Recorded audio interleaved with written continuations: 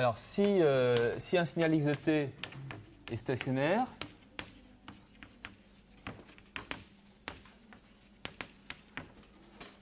donc son espérance et son autocorrélation ne dépendent pas de t, donc on les notera E de x tout simplement.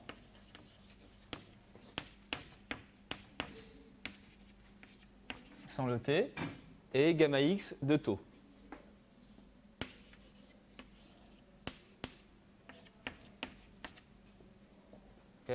Okay. Les deux ne dépendent pas de t.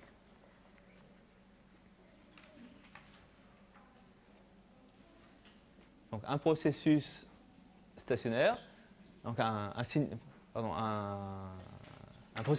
signal aléatoire stationnaire, c'est un signal dont les propriétés statistiques, moyenne et autocorrélation, ne changent pas au cours du temps. Quel que soit l'instant auquel vous mesurez l'espérance ou l'autocorrélation, vous avez la même grandeur. C'est espérance de x quand c'est stationnaire. On n'a plus besoin du t. Donc, je vous ai dit un contre-exemple. Donc, un exemple de signal non stationnaire, c'est la température, puisque l'espérance dépend de l'instant auquel vous la mesurez. Un exemple de signal stationnaire, c'est le bruit d'un moteur à l'arrêt.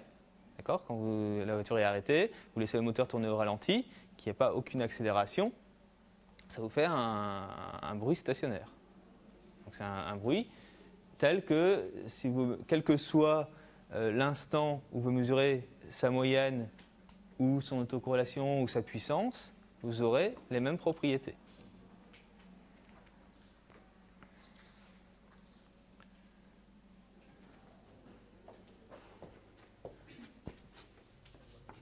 Alors, deuxième notion, maintenant on va voir les moyennes temporelles.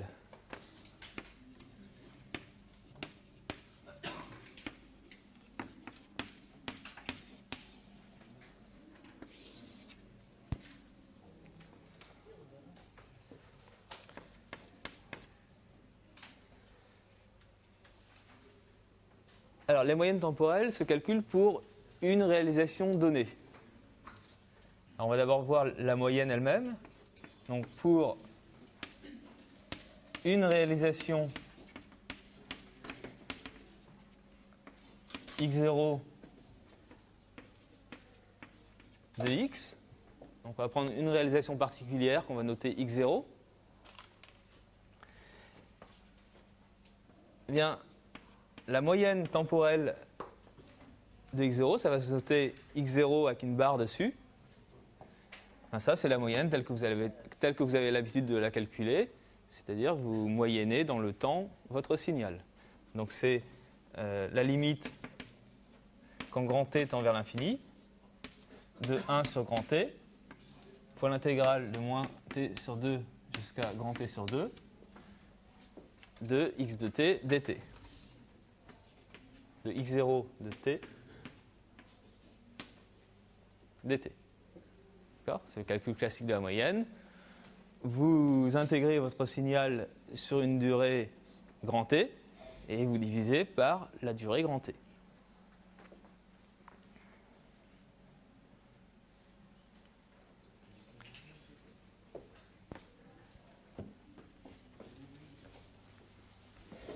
De la même manière, on peut calculer une autocorrélation moyennée dans le temps.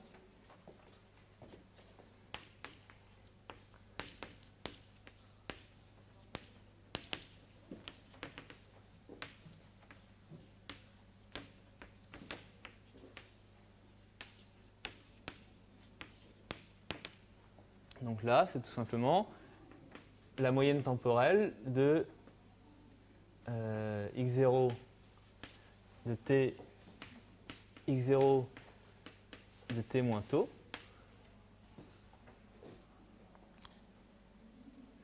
c'est-à-dire la limite quand grand T tend vers l'infini de 1 sur grand T, l'intégrale de moins T sur 2 jusqu'à grand T sur 2, de x0 de t x0 de t moins taux dt. OK. Donc là aussi, on fait la moyenne telle qu'on a l'habitude.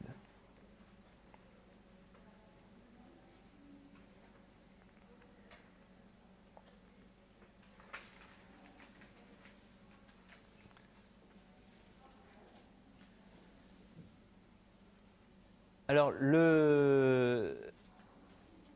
donc, je vous ai dit que la moyenne et l'autocorrélation statistique, ce sont des grandeurs abstraites pour lesquelles on a besoin d'un modèle du signal pour les calculer. Et on ne peut pas les calculer concrètement à partir du signal observé. Là, en revanche, ce sont des grandeurs qu'on peut calculer très concrètement à partir d'une seule réalisation du signal. D'accord ? Donc, quand on voulait calculer une moyenne statistique, on faisait la moyenne sur toutes les réalisations.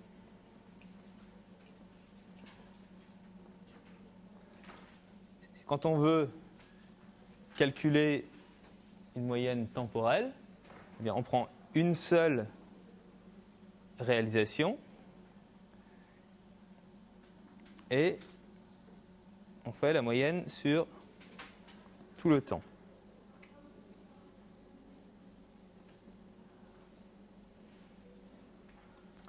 D'accord ? Donc, moyenne statistique, c'est une moyenne sur toutes les réalisations à un instant t donné. Moyenne temporelle, c'est une moyenne pour une réalisation et sur tout le temps. La différence, c'est que la moyenne statistique, c'est quelque chose d'abstrait, pour lequel vous avez besoin théoriquement de pouvoir accéder à toutes les réalisations possibles, alors que la moyenne temporelle, eh bien, c'est quelque chose que vous pouvez calculer à partir d'une seule observation du signal. Je reprends l'exemple de la température. Eh bien, je peux calculer la moyenne temporelle de la température sur une certaine durée, à partir de mes observations de la température.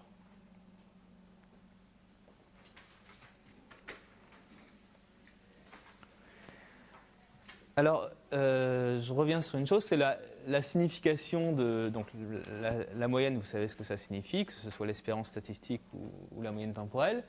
Maintenant, la signification de l'autocorrélation, c'est à peu près la même que celle qu'on a vue pour les signaux déterministes d'énergie finie. C'est-à-dire que l'autocorrélation en t moins tôt, eh bien, c'est la similarité entre le signal et le même signal décalé de taux. D'accord ? Sauf que là, c'est pour des signaux aléatoires. Et la signification est la même qu'on prenne l'autocorrélation moyennée dans le temps ou l'autocorrélation statistique.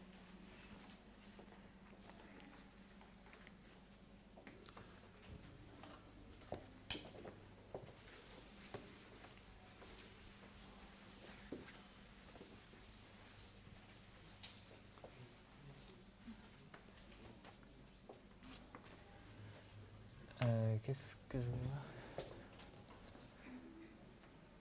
Ah oui. Alors, une propriété importante, c'est l'ergodicité. Donc, on va dire qu'un signal est ergodique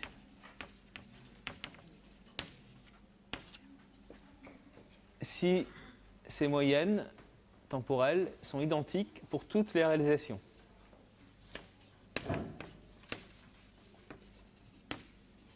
Donc, si ces moyennes temporelles, c'est-à-dire moyenne au sens strict et autocorrélation,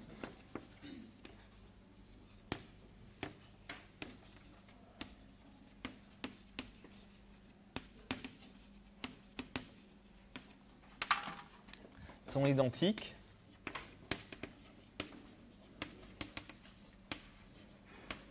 pour toutes les réalisations.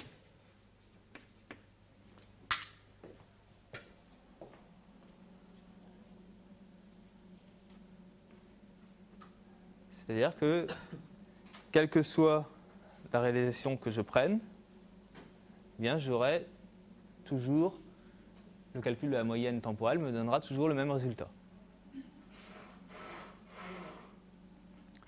Alors, vous imaginez bien que cette propriété d'ergodicité, c'est quelque chose d'impossible à vérifier en pratique, puisque ça suppose d'avoir accès à toutes les réalisations. Et normalement, on a accès à une seule réalisation.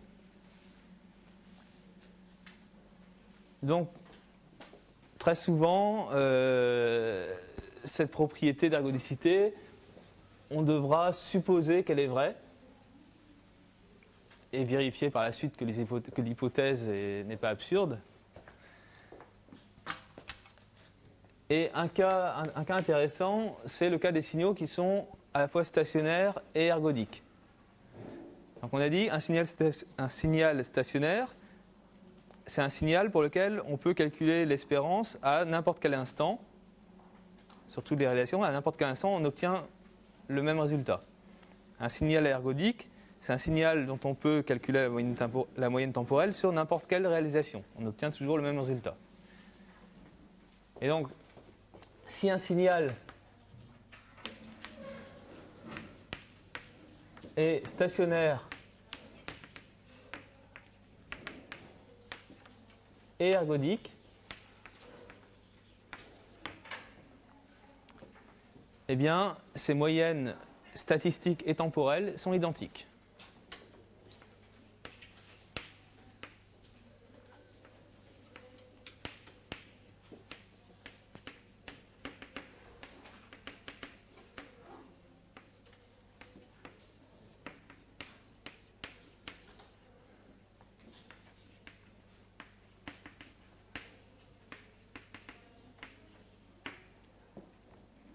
D'accord ?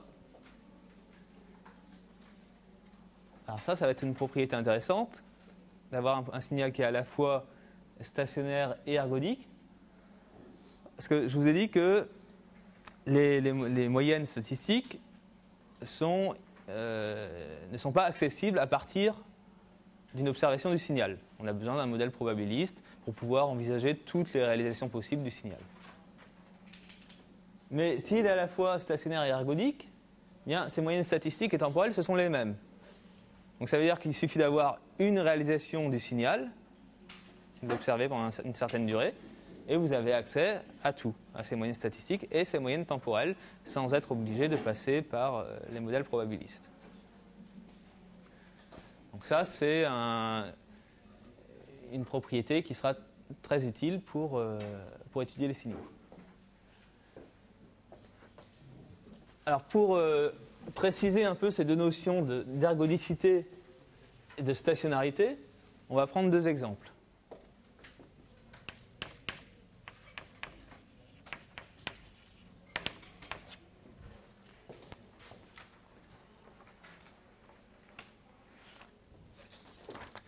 Alors premier exemple, on va prendre un signal x de t qui est égal à une constante A, quelle que soit t, avec A qui est tiré au sort. Donc A est tiré au sort une bonne fois pour toutes, et ensuite x de t est égal à A. Donc avec A tiré au sort, donc A élément de plus 1 moins 1. Et les deux ont une probabilité 1/2. D'accord ? Donc vous tirez au sort un nombre A qui vaut plus ou moins 1 avec une probabilité 1/2 pour chaque. Et votre signal x de t est égal à cette constante A, quelle que soit t. Donc vous avez combien de réalisations ? Deux réalisations possibles de x.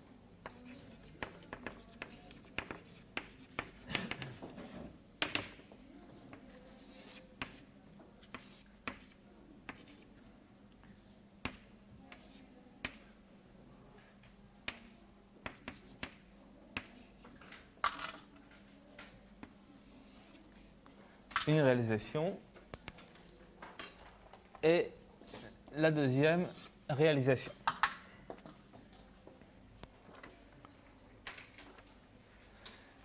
Alors, est-ce que le signal est stationnaire? Voilà, on va d'abord regarder ça du point de vue de la moyenne. Est-ce que l'espérance, donc l'espérance de x de t, c'est la moyenne de x sur toutes ces réalisations à un instant t donné? Est-ce que cette moyenne dépend du temps? Non. Donc du point de vue de la moyenne, de l'espérance statistique, c'est indépendant du temps. Maintenant, l'autocorrélation. Donc l'autocorrélation, c'est l'espérance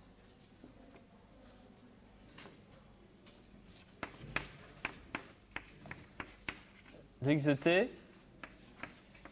x de t moins taux.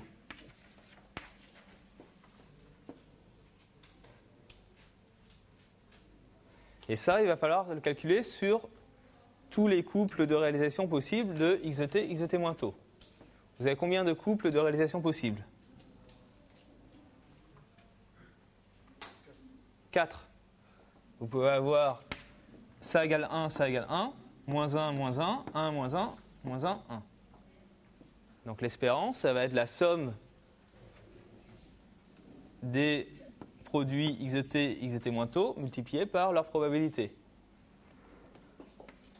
Donc c'est 1 fois 1 fois la probabilité de 1, 1.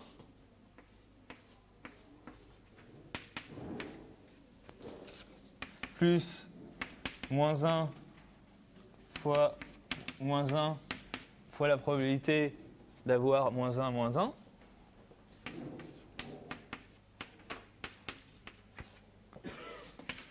Plus 1 fois moins 1 fois la probabilité d'avoir 1, moins 1. Plus moins 1 fois 1 fois la probabilité d'avoir moins 1, 1.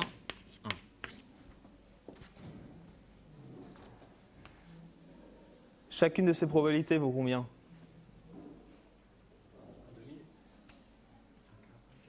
Un quart. Vous avez un quart plus un quart, moins un quart, moins un quart. Ça fait 0.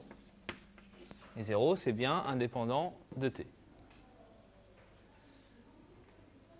Et donc on avait dit l'espérance de x de t est égale à 0 aussi.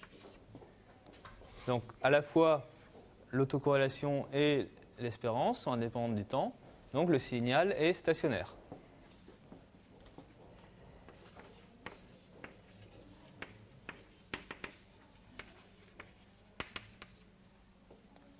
Est-ce qu'il est ergodique?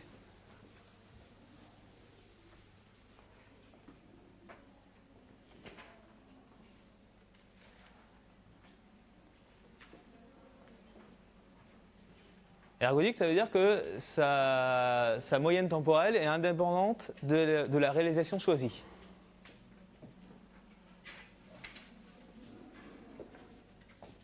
Regardez, si je prends cette réalisation, la moyenne temporelle, c'est 1. Si je prends cette réalisation-là, la moyenne temporelle, c'est moins 1. Donc le signal n'est pas ergodique.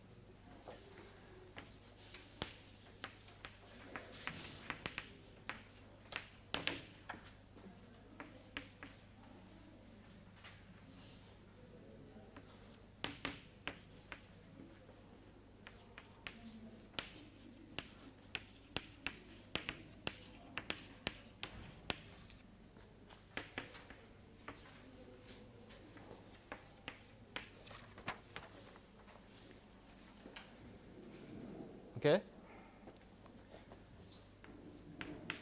Alors, on va prendre un deuxième exemple.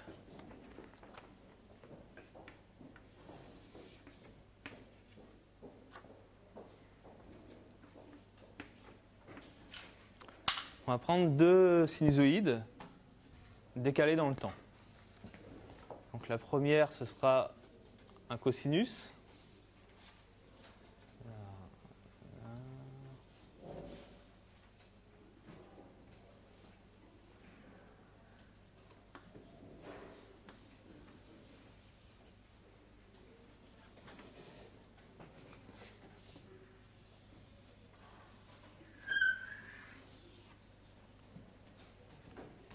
ça, c'est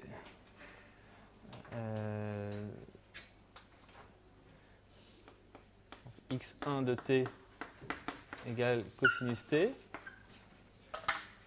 Et la deuxième réalisation, ce sera un sinus.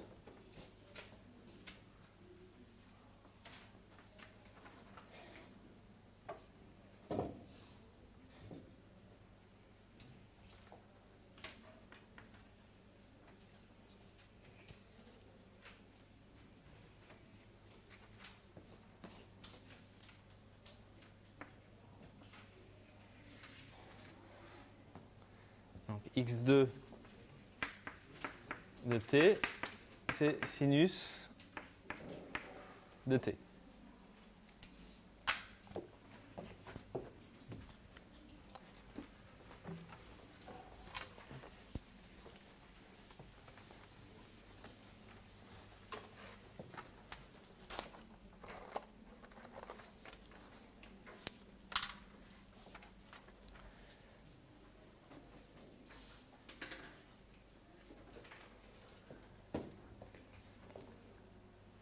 Donc voilà, j'ai deux réalisations possibles.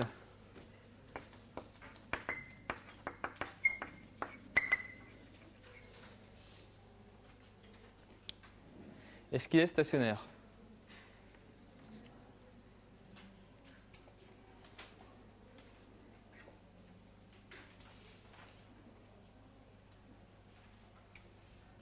Regardez. Si je calcule la moyenne, l'espérance à l'instant t égale 0. Je fais la moyenne entre 0 et 1. Ça me fait 1,5.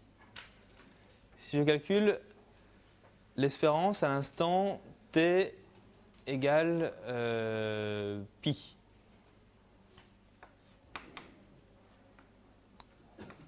Je fais la moyenne, ça me fait moins 1,5. D'accord? Donc E de x de 0 est égal à 1,5 et E de x de pi est égal à moins 1,5. Donc vous voyez que l'espérance dépend du temps, donc ce n'est pas stationnaire.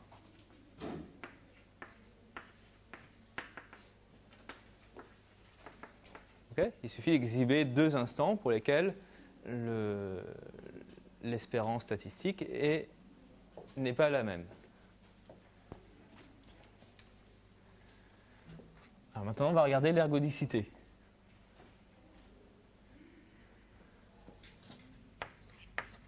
Donc la moyenne temporelle de x.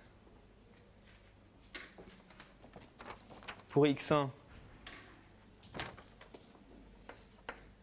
ça vaut combien? La moyenne temporelle d'un cosinus.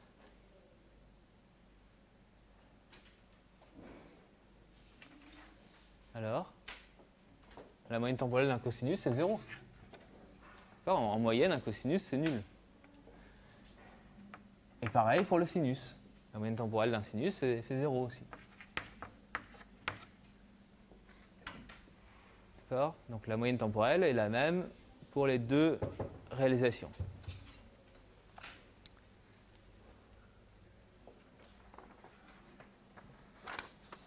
Maintenant,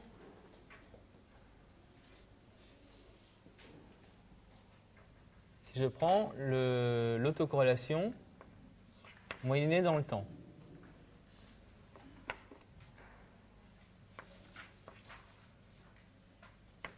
Donc x1 de t,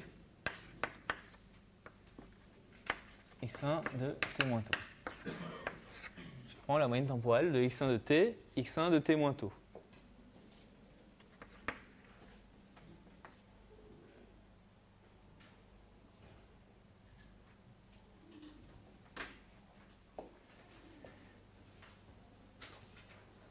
Donc pour ça veut dire, ça correspond à la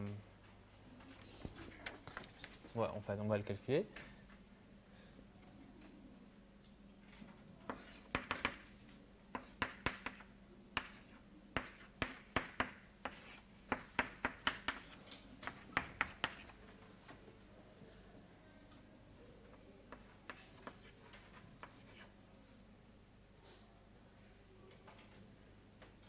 cos de t, cos de t moins taux dt. Et si je fais pareil pour x2, ça me fait la limite, quand t tend vers l'infini, de 1 sur t, moins t sur 2, jusqu'à t sur 2. Sin de t, sin de t moins taux dt. Regardez, si je prends cosinus de t, c'est la même chose que sinus de, de t plus pi sur 2.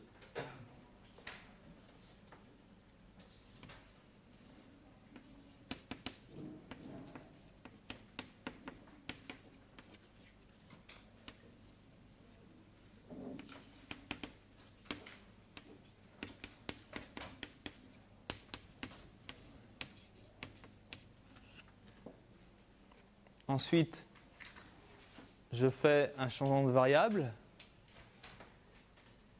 dans mon intégrale. Je transforme t plus pi sur 2 en t.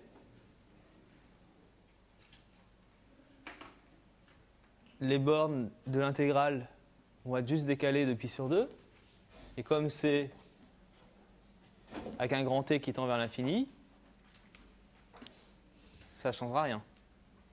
Donc finalement, je retrouverai la même chose que ça.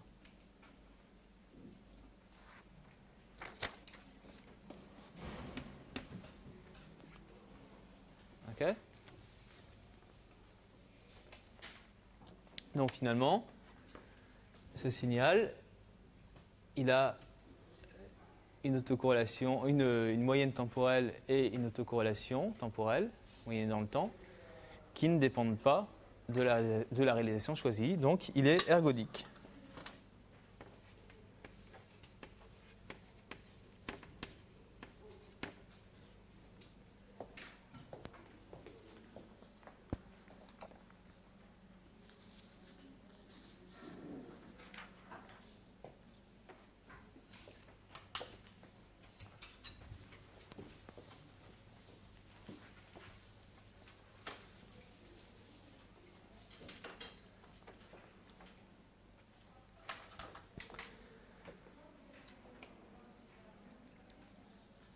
Ça va ?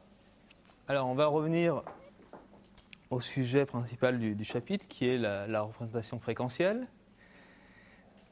Donc, ce qu'on a vu, c'est que les signaux aléatoires, du fait qu'ils sont aléatoires, on n'a pas accès à l'expression x de t ou s de t, et donc on ne va pas pouvoir calculer de transformée de Fourier, ni de série de Fourier. Donc, il va falloir trouver un autre outil de représentation fréquentielle.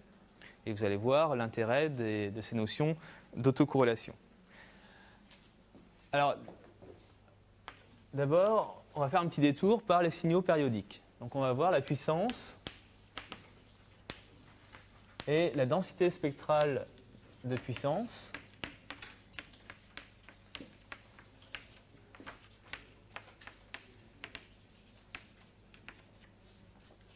d'un signal périodique.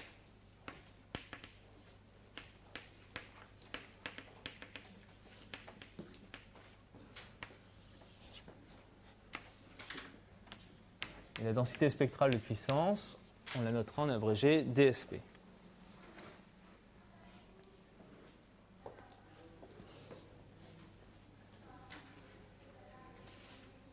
Alors la puissance d'un signal périodique, donc on va considérer x de t, t0 périodique.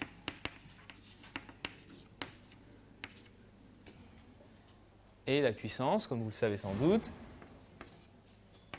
c'est 1 sur t0 fois l'intégrale de moins t0 sur 2 jusqu'à t0 sur 2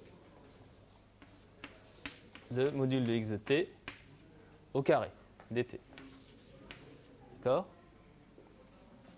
Pour calculer la puissance d'un signal périodique, on intègre le carré du signal sur une période. Donc ça, vous le savez. Et on peut montrer aussi que c'est égal à la somme, pour n appartenant à z,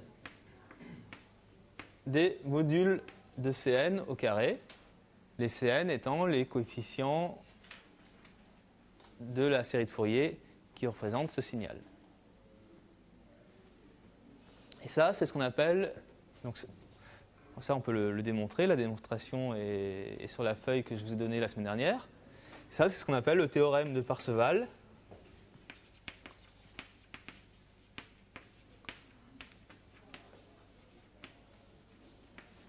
Pour les signaux périodiques.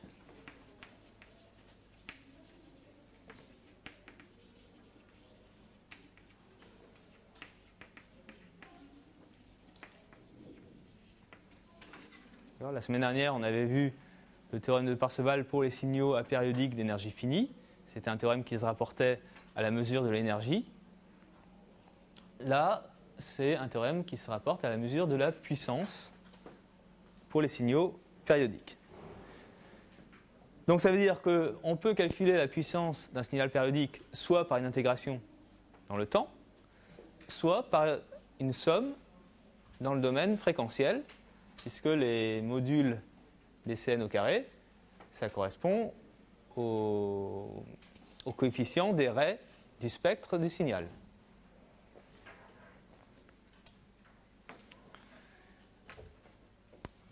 Donc,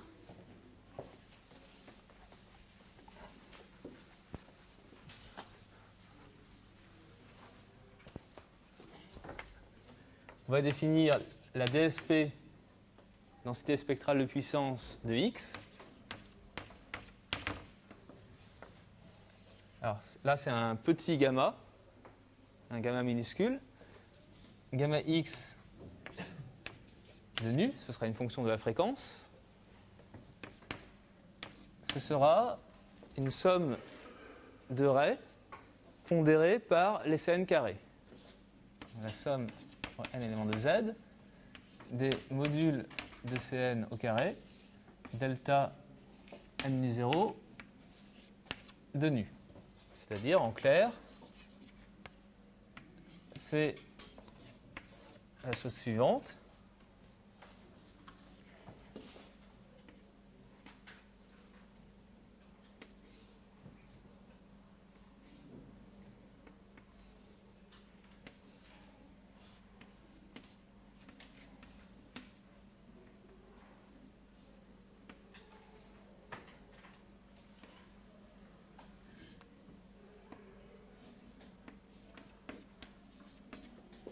Donc la densité spectrale de puissance d'un signal périodique, c'est un spectre de raies, chaque raie étant pondérée par les modules des Cn au carré.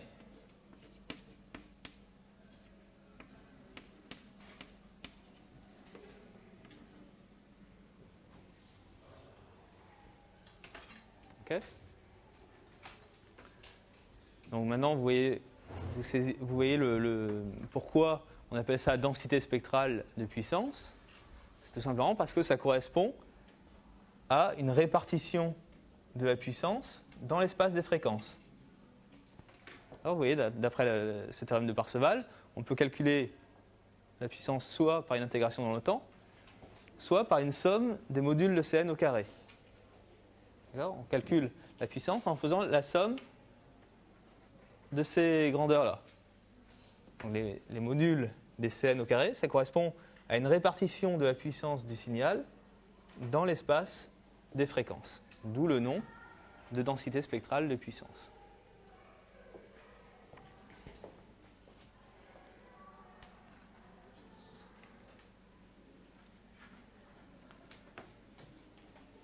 Donc, comme on l'a vu là pour le spectre, une puissance concentrée dans les basses fréquences, eh bien ça correspondra à un signal qui a des variations lentes. Une puissance concentrée dans les hautes fréquences, ça correspondra à un signal qui a des variations rapides.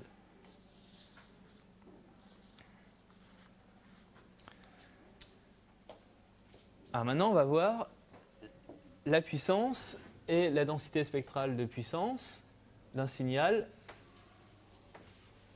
aléatoire.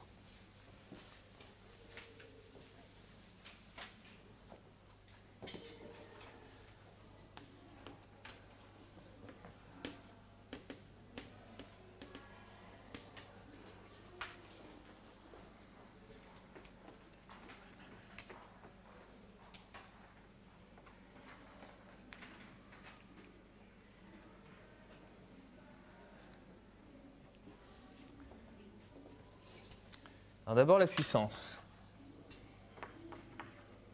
On a vu que la puissance, enfin non, on ne l'a pas vu, mais on va définir la puissance comme l'espérance de module de x de t au carré.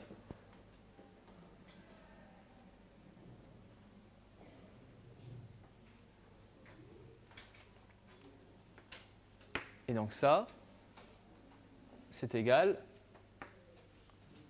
à gamma x de 0.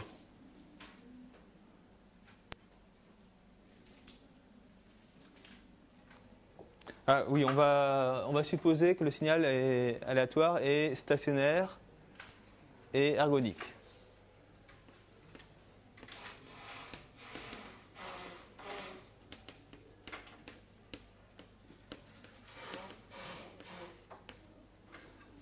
Enfin, non, stationnaire, ça suffit. Stationnaire, ça suffira.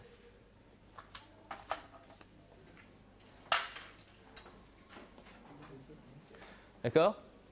Donc si je reprends la formule de l'autocorrélation, que je remplace taux par 0, ça me fait espérance de x de t, x étoile de t, c'est-à-dire espérance de module de x de t au carré.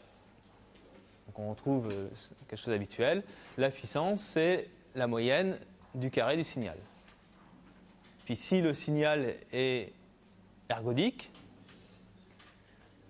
eh bien, on peut le faire dans le domaine temporel, c'est-à-dire la puissance, c'est la moyenne du carré du signal.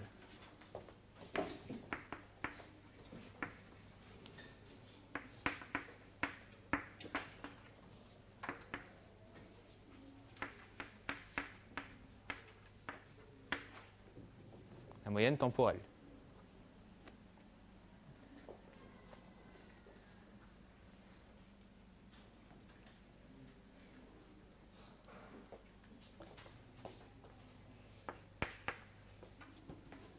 Alors, on a vu que pour un signal x de t t0 périodique, la puissance, c'est la somme des modules de Cn au carré.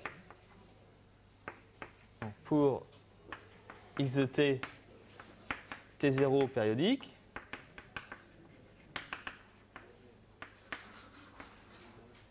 la puissance, c'est la somme des modules de Cn au carré avec n appartenant à z. C'est ce qu'on a dit tout à l'heure pour un signal T0 périodique. Et chaque module de Cn au carré, ça correspond à gamma x de nu à la fréquence n nu 0. Donc je remplace ici, c'est la somme pour n appartenant à z des gamma x